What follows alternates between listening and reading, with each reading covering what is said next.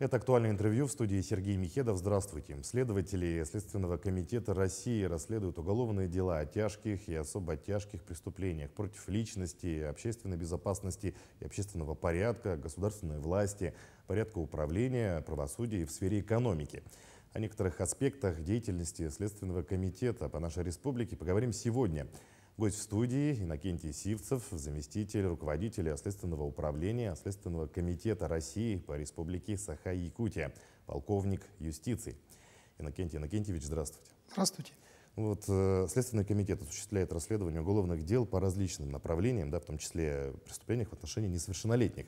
А вот скажите, что касается преступных проявлений, которые совершают сами несовершеннолетние, занимаются ли ваши следователи такими делами? Расследование дел в отношении несовершеннолетних законодательством отнесено к нашей подследственности при совершении тяжких и особо тяжких преступлений. По итогам прошлого года в республике отмечается снижение общей преступности несовершеннолетних. Это, прежде всего, заслуга органов профилактики и правоохранительных органов. Среди категорий преступлений, которые расследуют наши следователи, преобладают преступления против собственности. Это квалифицированные кражи, грабежи, вымогательства. К сожалению, имеются факты совершения подростками убийств, разбоев, причинения тяжкого вреда здоровью, преступления, связанные с экстремистскими проявлениями. Порой несовершеннолетние попадают под влияние старших и совершают особо тяжкие преступления. Прежде всего, это касается сети интернет. Приведу небольшой пример. Например, подросток находит в сети интернет информацию о простом заработке, то есть в виде распространения наркотических средств путем закладок. Некоторые несовершеннолетние даже не понимают, что совершают особо тяжкое преступление, воспринимают иногда это как игру. В итоге, как правило, это заканчивается суровым наказанием.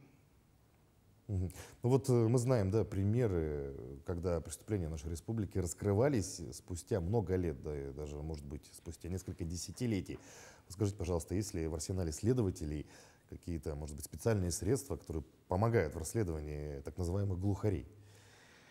Вообще в распоряжении нашего следственного управления следователи и следователи-криминалисты находятся более 90 наименований различные криминалистические специальные техники, с помощью которой обнаруживаются и изымаются следы преступления, фиксируется обстановка места происшествия, в том числе имеется техника, изготовленная с использованием высоких технологий.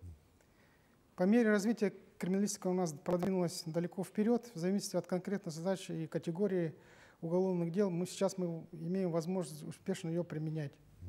Например, если речь идет о биологических следах, современные модели аппаратных источников экспертного света позволяют обнаруживать невидимым обычному глазу следы без производства сложных каких-то исследований. Традиционный поиск, например, следов пальцев рук на данный момент также не потерял свою актуальность, однако для их обнаружения уже применяются более современные специальные средства обнаружения, позволяющие выявлять следы рук даже на таких поверхностях, где ранее найти их и изымать не удавалось. Можно ли узнать, может быть, примеры таких дел, расследование которых завершено в текущем году или в недавнее время? Что касается расследования и раскрытия дел прошлых лет, за текущий год, наверное, приводить примеры еще рановато. Работа по причине сложности расследования таких дел по многим делам еще ведется или они рассматриваются в суде. Любой следователь считает успешной проделанную работу только по итоговому решению вступления в законную силу приговора суда. Приведу некоторые примеры расследования уголовного дела о преступлениях прошлых лет за истекший год, по которым судам вынесены уже обвинительные приговоры, и они вступили в законную силу. Это раскрытие убийства с целью завладения квартирой, связанной без исчезновения потерпевших в 2004 году, совершенное в городе Якутске, за которое 2 лица получили длительные сроки наказания в виде лишения свободы. 4 серийных убийства и изнасилования, совершенные за период с 1983 по 1994 год в городе Ленске и Мирном, в том числе 2 малолетних детей. Виновное лицо установлено, передан суду и осуждено к длительному сроку лишения свободы. Также успешно расследованы 2 убийства, сопряженные с изнасилованием, совершенные в 2001-2002 годах в городе Алдане, за которые лицо осуждено к 25 годам лишения свободы. За этими примерами стоит большая кропотливая работа оперативных служб уголовного розыска, экспертных подразделений и, конечно же, следователей. В целом, по каким вопросам чаще всего обращаются граждане в ваше ведомство? Организация деятельности по рассмотрению обращений граждан — это приоритетное направление государственной политики нашего государства, и поэтому работа управления в этой части направлена своевременно и качественное разрешение каждого обращения гражданина, защиты прав путем уголовно-правовыми методами. Только за 5 месяцев текущего года в управлении рассмотрено более 600 обращений граждан. Стараемся общаться с гражданами вживую, на личных приемах. Сотрудниками управления за этот же период принято более 1500 граждан. Особое внимание уделяется обращениям в коррупционных проявлениях, невыплате заработной платы, нарушению прав несовершеннолетних, ненадлежащее оказание медицинской помощи, нарушение социальных прав. Для примера, за 5 месяцев по заявлениям граждан нашими следователями возбуждено 41 уголовное дело. А вообще сколько человек работает в Следственном комитете Якутии? Да? Вот какова структура, может быть, средний возраст сотрудников? Штатная численность нашего управления сравнительно небольшая и составляет 184 единицы, из которых 147 сотрудников непосредственно задействованы в процессе расследования.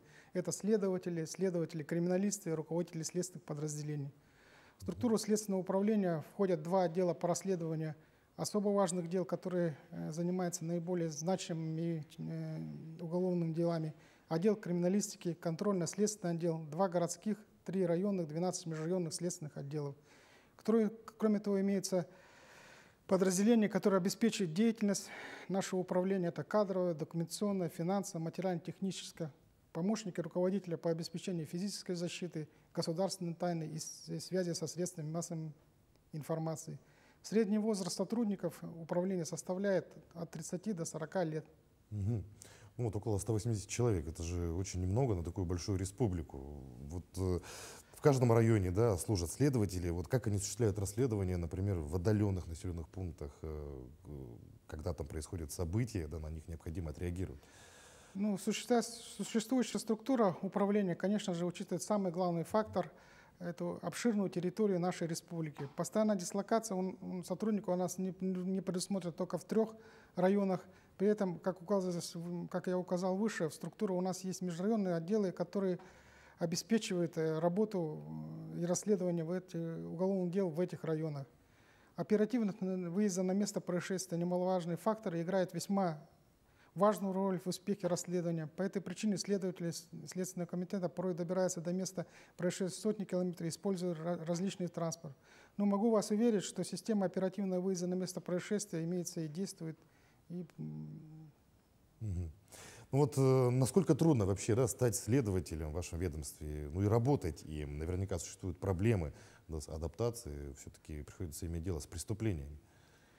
Поступление на службу в систему Следственного комитета Российской Федерации регламентировано прежде всего положением Федерального закона о Следственном комитете Российской Федерации. Эта служба относится к федеральной государственной. Основные требования — это иметь гражданство Российской Федерации, высшее юридическое образование, полученное в имеющем государственной аккредитации образовательных учреждений, чистота перед законом, то есть отсутствие фактов привлечения к уголовной ответственности, наличие необходимых профессиональных, моральных качеств, способность по состоянию здоровья исполнять возлагаемые служебные обязанности. При поступлении на службу кандидаты проходят соответствующий отбор, в том числе с учетом профессиональных требований по психологической стрессовой устойчивости. Решение о зачислении в кадровый резерв принимается комиссионно.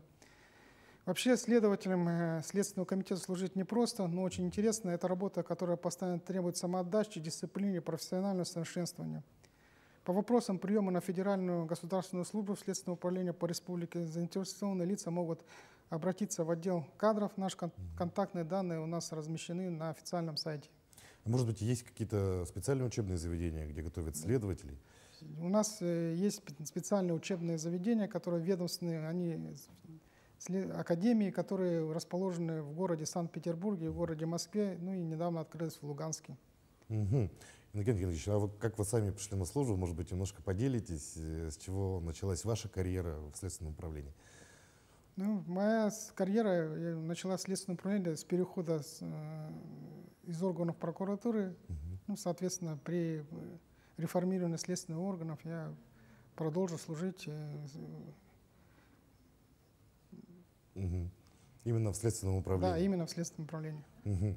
Ну, вообще, если говорить о нехватке кадров, она ощущается каким-то образом, либо все-таки желающих очень много и приходится выбирать, так сказать? Ну, в последнее время, конечно, некоторые проявления нехватки кадров имеется, потому что очень тщательный отбор ведется нашей кадровой службы, очень большие требования. Ну, как правило, кандидаты у нас есть, и мы всегда рады, если их будет больше, особенно если это касается молодых людей. Мгм. А вообще, какими качествами нужно обладать, чтобы стать хорошим следователем? Ну, как говорил один мой старший товарищ, следователем невозможно стать, следователем нужно родиться, поэтому, ну, в качестве, прежде всего, это усидчивость, кропотливость в работе, понимание своей работы и ее значимости, ну и все-таки какая-то ответственность перед тем, что тебе доверило государство, потому что так или иначе работа связана с разрешением судеб людей, и любая ошибка это может быть чья-то поломанная судьба. Мгм. А вообще, если говорить по гендерному признаку, кого больше, женщин-следователей или мужчин? Кто больше хочет работать следователем? Ну, если брать гендерный признак, ну, скорее всего, у нас сейчас, можно сказать, такой паритет. Но раньше, конечно, больше предпочтение отдавалось лицам мужского пола по приему на службу. Сейчас таких ограничений нет. Ну, и вообще, их, в принципе, не было и по закону. Но, тем не менее, сейчас очень много желающих стать следователем, это молодых девушек. И они порой работают намного эффективнее. Потому что действительно женщина может быть более усидчивой, Да. да, целеустремленной во многих вопросах больше, да, и поэтому раскрываемость лучше. Евгений Евгеньевич, большое спасибо, что нашли время, пришли к нам, ответили на наши вопросы. Желаем дальнейшей успешной работы на благо нашей республики. Большое вам спасибо. Я напомню, вы смотрели актуальное интервью. Оставайтесь на нашем канале.